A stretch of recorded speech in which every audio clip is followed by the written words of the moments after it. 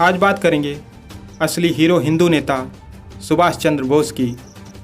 जन्म हुआ 23 जनवरी 1987 ईस्वी को उड़ीसा के कटक शहर में। पिता का नाम था जानकीनाथ बोस, माता का नाम था प्रभावती।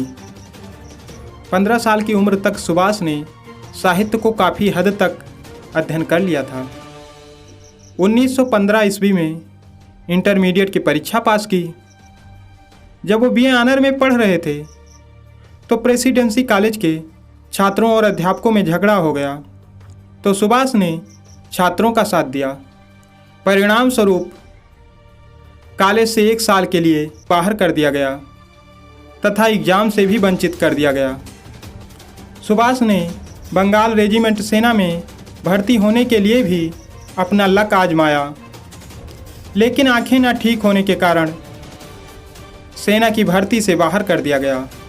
इसके बाद टेरिटोरियल आर्मी की परीक्षा दी और फोर्ट विलियम सेनालय में रंगरूट के रूप में प्रवेश पा गए।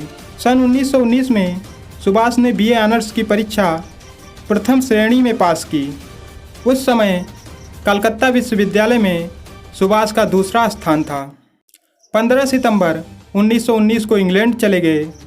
सन 1920 में सुभाष ने आईसीएस की परीक्षा पास कर ली, लेकिन सुभाष तो स्वामी विवेकानंद, अरविंद घोष जैसे लोगों को अपना आदर्श मानते थे।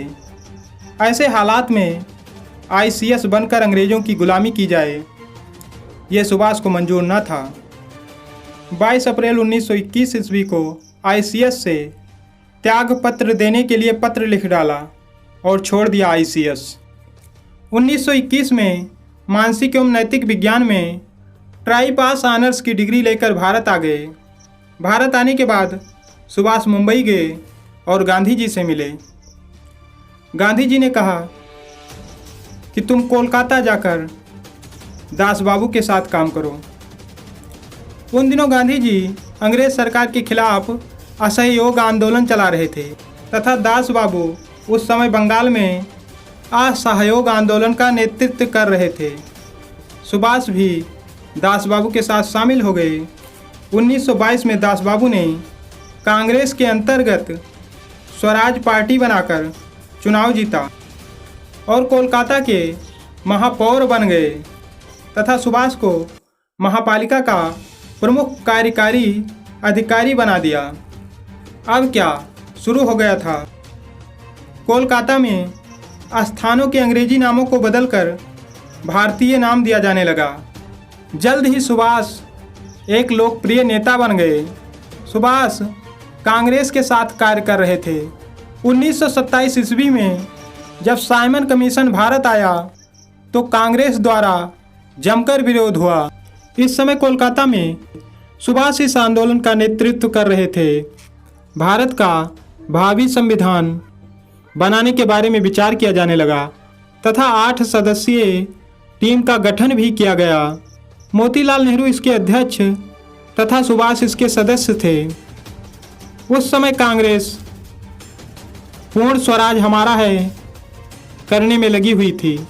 इसी कारण जब 1931 ईस्वी में कांग्रेस का वार्षिक अधिवेशन लाहौर में मनाया जा रहा था तो कांग्रेस ने ये अनाउंस कर दिया कि आने वाले दिनों में हम 26 जनवरी को स्वतंत्रता दिवस के रूप में मनाएंगे।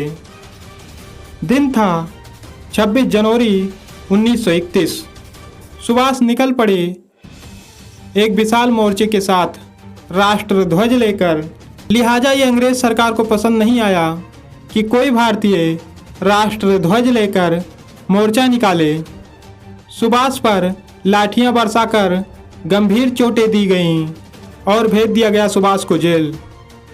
सुभाष को जेल में देखकर गांधी जी ने अंग्रेजी सरकार से समझौता कर लिया और कुछ भारतीय कैदियों को रिहा करवा लिया, लेकिन अंग्रेज सरकार भगत सिंह जैसे भीषण क्रांतिकारियों को कभी न छोड़ने का ऐलान किया। लिहाजा भगत सिंह को फांसी दे दिया गया।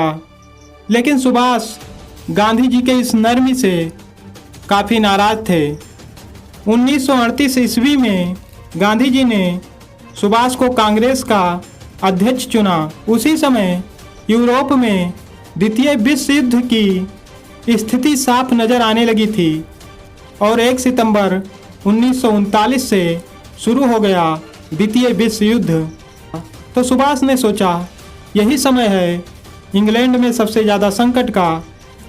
सुभाष ने भारत में स्वतंत्रता संग्राम तीव्र कर दिया।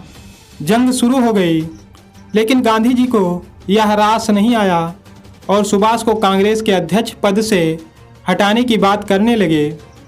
इस बात को लेकर चुनाव भी हुआ कि सुभाष कांग्रेस के अध्यक्ष पद से हट जाएं, लेकिन गांधी जी का कैंडिडेट हार गया।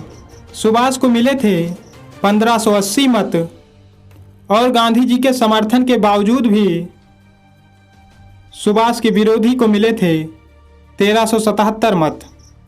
सुभाष कांग्रेस के अध्यक्ष बने रहे और स्वतंत्रता संग्राम जोरों पर पकड़ रहा था, लेकिन गांधी जी की फिर एक नौटंकी सामने आई। गांधी जी ने कहा कि जब मैं ये चुनाव हार गया हूँ तो मैं अपने साथियों के साथ कांग्रेस पार्टी छोड़ रहा हूँ। लिहाजा 29 अप्रैल 1939 को सुभाष ने कांग्रेस के अध्यक्ष पद से इस्तीफा दे दिया। सुभाष को लगभग 11 बार कारावास हुआ। सुभाष ने 5 जुलाई 1943 ईस्वी को सिंगापुर में सुप्रीम कमांडर के रूप में सेना को संबोधित करते हुए दिल्ली चलो का नारा दिया और जापानी सेना के साथ मिलकर ब्रिटिश व कॉमनवेल्थ से जमकर मोर्चा लिया।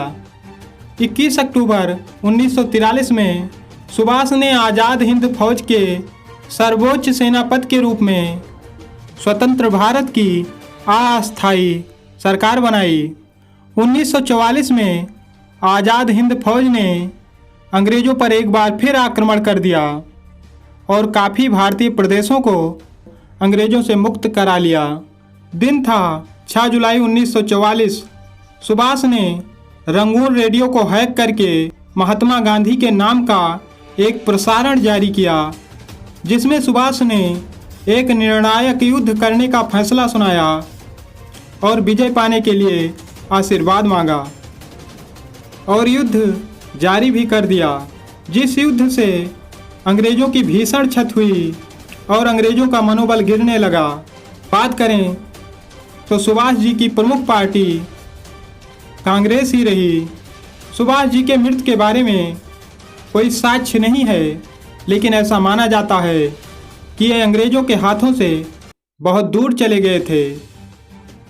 आई salute real hero of India, Subhash Chandra Bose. इसी तरह के मोटिवेशनल वीडियो पाने के लिए हमारे चैनल डॉक्टर हरिमर्दन तिवारी को सब्सक्राइब कीजिए। Thank you.